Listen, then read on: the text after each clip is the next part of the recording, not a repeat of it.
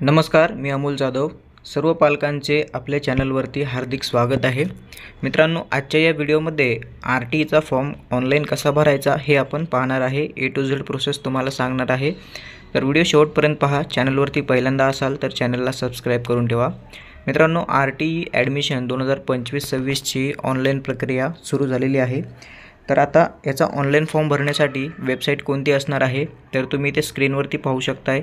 https://student.maharashtra.gov.in ही website असणार आहे. या वेबसाईटवरती यायचं आहे आणि ऑनलाईन फॉर्म भरायला सुरुवात करायची आहे. तर सगळ्यात पहिल्यांदा ही वेबसाईट आपल्याला अशा प्रकारे दिसणार आहे. तुम्ही त्या वेबसाईटवरती आल्यानंतर अशा प्रकारचं होमपेज आपल्याला दिसणार आहे. इथे आल्यानंतर आपल्याला ऑनलाईन ॲप्लिकेशन ही एक टॅब दिसणार आहे. तर सगळ्यात पहिल्यांदा आपल्याला ऑनलाईन ॲप्लिकेशन या टॅबवरती क्लिक करून घ्यायचं आहे. यावरती क्लिक केल्याच्यानंतर आपल्याला न्यू रजिस्ट्रेशन अशा प्रकारचं एक पॉपअप दिसणार आहे. निळ्या कलरची न्यू रजिस्ट्रेशनची विंडो दिसणार आहे. हा ऑप्शन दिसणार आहे. यावरती आपल्याला एकदा क्लिक करून घ्यायचं आहे. यावरती क्लिक केल्याच्यानंतर आपल्याला अशा प्रकारचं पेज आलेलं दिसेल. आता यामध्ये सगळ्यात पहिल्यांदा आपल्याला जिल्हा निवडायचा आहे. ज्या ठिकाणी किंवा ज्या जिल्ह्यामध्ये तुम्हाला RTतून ॲडमिशन घ्यायचं आहे, प्रवेश घ्यायचा आहे, तो जिल्हा तुम्ही इथे सिलेक्ट करणार आहे. त्यानंतर आडनाव टाकणार आहे, फर्स्ट नेम टाकणार आहे, मिडल नेम टाकणार आहे. लक्षात घ्या, या ठिकाणी माहिती विद्यार्थ्याची भरायची आहे.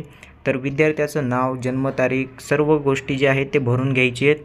जिल्हा निवडायचा आहे, मोबाईल नंबर टाकायचा आहे, कॅप्चा टाकायचा आहे. तुम्ही इथे पाहू शकताय अशा पद्धतीने तुम्हाला इथे जिल्हा निवडायचा आहे. तुमचं विद्यार्थी जे आहे त्याचं आडनाव टाकायचं आहे, विद्यार्थ्याचं फर्स्ट नेम, विद्यार्थ्याचं मिडल नेम टाकून घ्यायचं आहे. त्यानंतर डेट ऑफ बर्थ निवडायची आहे. डेट ऑफ बर्थ निवडल्यानंतर खाली जो कॅप्चा दिसत आहे हा कॅप्चा टाकायचा आहे. तुमचा 10 अंकी मोबाईल नंबर टाकायचा आहे. ही संपूर्ण माहिती अचूक भरायची आहे.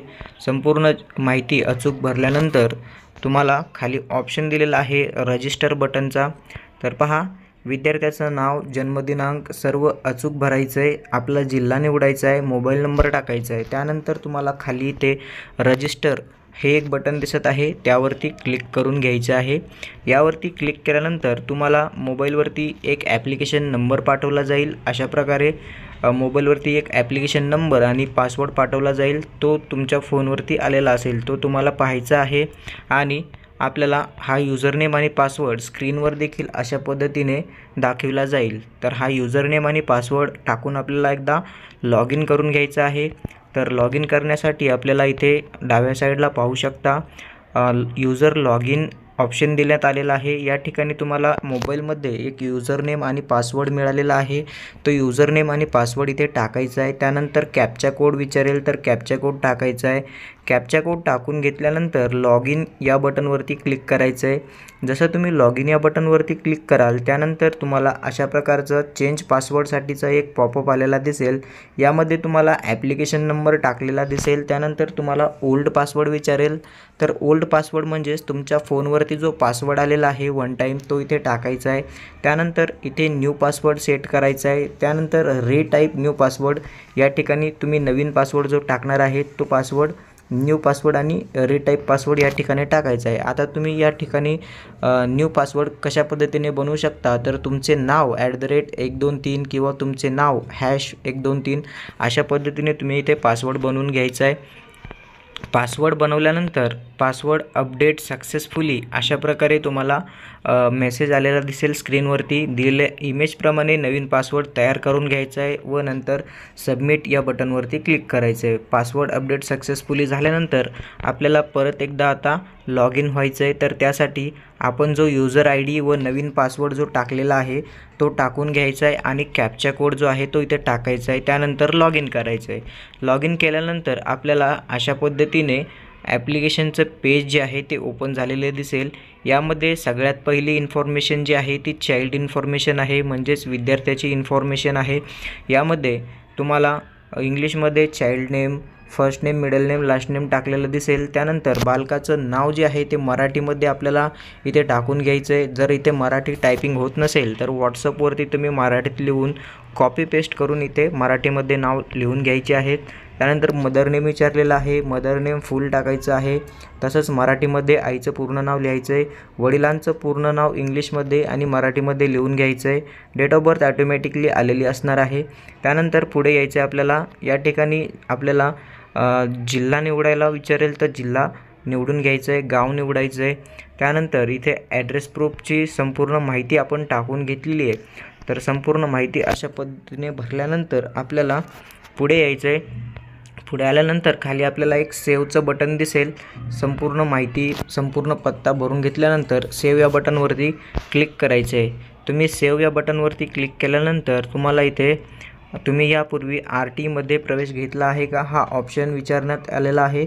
तर इथे तुम्हाला नो करायचं आहे आणि पुढे जायचं आहे. पुढे आल्यानंतर तुम्हाला अशा प्रकारे इथे सेव्ह करण्यासाठीचा ऑप्शन दिसेल. जेव्हा तुम्ही तुमचा पूर्ण ॲड्रेस इथे भरता, ॲड्रेस भरल्यानंतर तुम्हाला इथे लॅटिट्यूड आणि लॉंगिट्यूड विचारतं, तर ते इथे ॲटोमॅटिकली येणार आहे.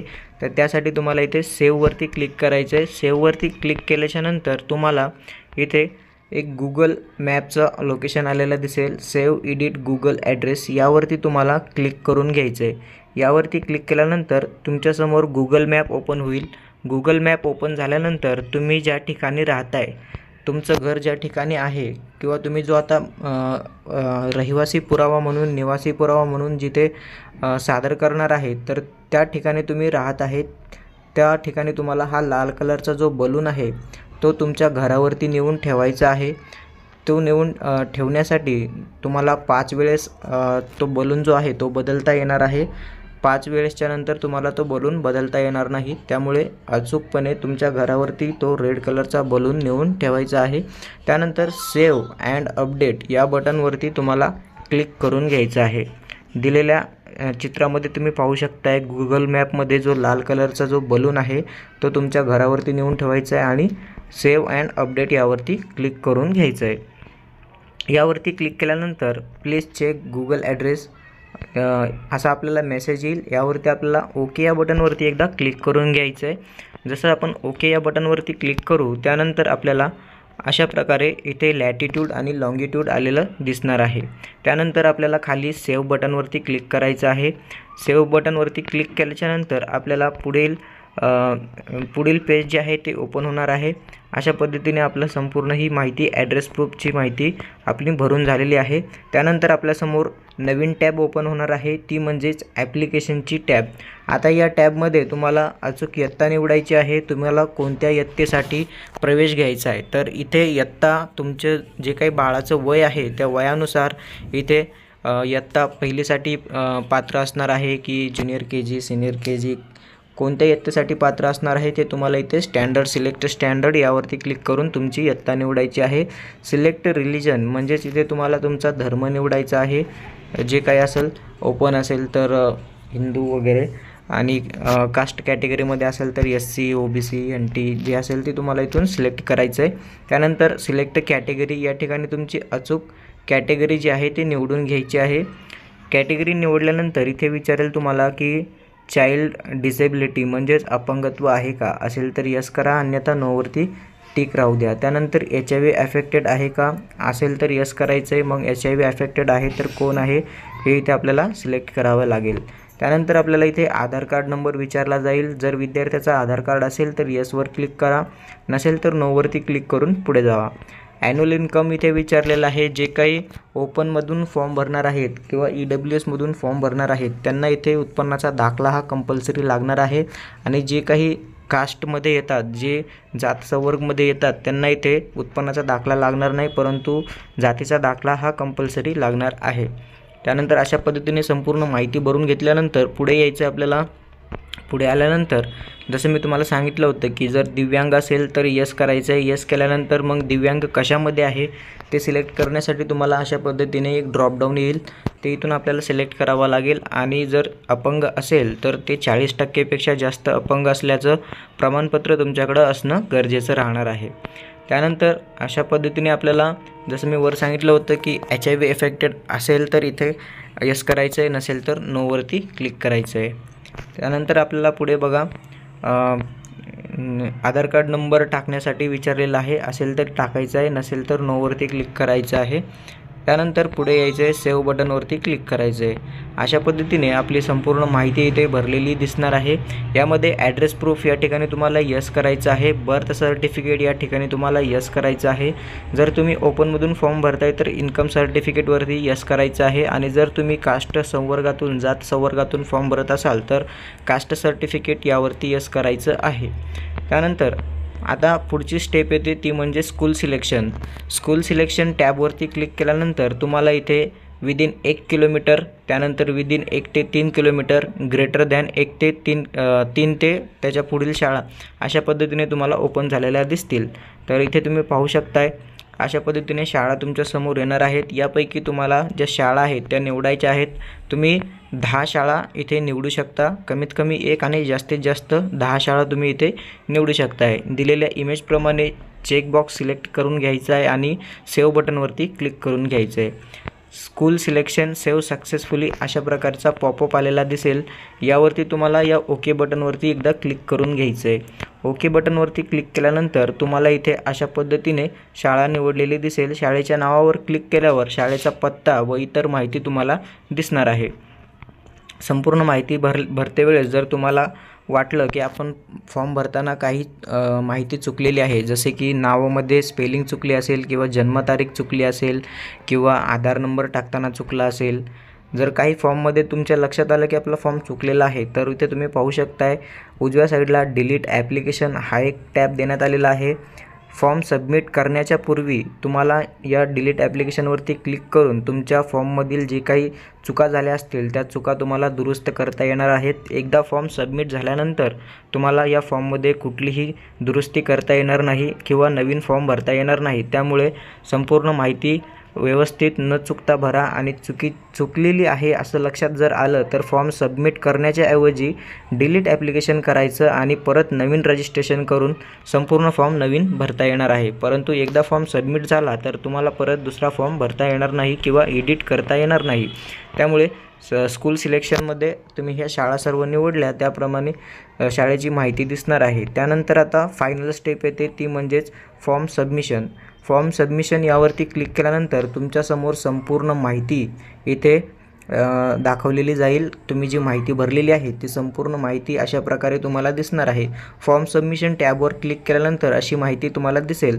या माहितीमध्ये सर्व माहिती बरोबर असेल तर चेकबॉक्सवरती क्लिक करायचं आहे व कन्फर्म अँड सबमिट ॲप्लिकेशन यावरती तुम्हाला क्लिक करायचं आहे। परत एकदा सांगतो, जर तुमच्या लक्षात आलं की तुम्ही भरलेला फॉर्म कुठेतरी चुकला आहे, नावामध्ये स्पेलिंग चुकली असेल, जन्मतारीख चुकली असेल, मोबाईल नंबर चुकला असेल किंवा अन्य काही चुकलं असेल, तुमच्या लक्षात येत असेल तर तुम्हाला फॉर्म इथे डिलीट ऑप्शन देण्यात आलेला आहे। तुम्ही डिलीट ॲप्लिकेशन यावरती क्लिक करून परत एकदा नव्याने फॉर्म भरू शकताय किंवा करेक्शन करू शकताय। परंतु एकदा तुम्ही हा जो बॉक्स दिसत आहे ब्ल्यू कलरने टिक केलेला यावरती एकदा टिक करून कन्फर्म अँड सबमिट यावरती तुम्ही क्लिक केल्याच्यानंतर तुम्हाला या ॲप्लिकेशनमध्ये कुठलेही चेंजेस करता येणार नाही। इथे पाहू शकता application is confirm, now you can not make any changes. तर तुम्ही एकदा फॉर्म सबमिट केल्यानंतर तुम्हाला यामध्ये कुठल्याही प्रकारचे चेंजेस करता येणार नाहीत। तर कन्फर्म अँड सबमिट यावरती ओके करायचं आहे। या बटनवरती क्लिक केल्यानंतर कोणत्याही प्रकारचा बदल करता येणार नाही। त्यानंतर कन्फर्म केल्यानंतर भरलेल्या फॉर्मची PDF करण्यासाठी खाली तुम्हाला जनरेट PDF हा एक ऑप्शन देण्यात आलेला आहे। यावरती तुम्हाला क्लिक करायचं आहे। त्यानंतर तुम्हाला अशा पद्धतीने तुमचा पूर्ण फॉर्म भरलेला आहे त्याची प्रिंट अशा पद्धतीने तुम्हाला भेटणार आहे। तर संपूर्ण फॉर्म कसा भरायचा या व्हिडिओमध्ये आपण पाहिलं।